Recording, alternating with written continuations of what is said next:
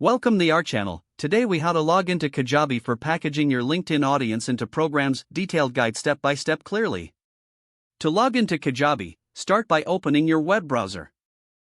In the address bar, type in www.kajabi.com. Press the enter key to navigate to the Kajabi homepage. On the top right corner of the page, you will see a login button. Click on the login button. You will be redirected to the login page. Here, you will find two fields to enter your credentials. In the first field, enter your email address that is associated with your Kajabi account. In the second field, type in your password. If you have forgotten your password, click on the Forgot Password link below the password field. Follow the instructions provided to reset your password. Once you have entered your email and password, click on the Login button to access your account. After logging in, you will be taken to your Kajabi dashboard. From here, you can manage your products, courses, and marketing campaigns. To package your LinkedIn audience into programs, navigate to the Products tab on the left sidebar.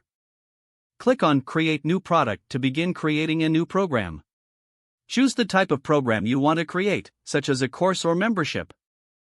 Follow the prompts to set up your program details. Make sure to customize the content to resonate with your LinkedIn audience. With your program set up, you can now promote it to your LinkedIn connections. Consider sharing engaging content that highlights the benefits of your program.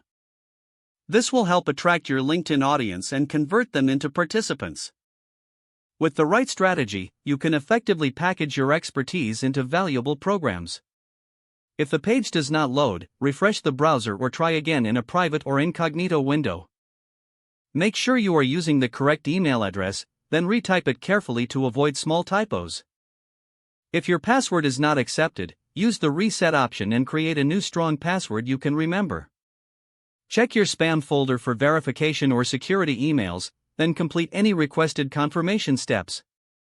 Enable two-factor authentication if available to improve account security and reduce unauthorized access risk. Don't forget to like this video and subscribe to our channel for more step-by-step tech guides.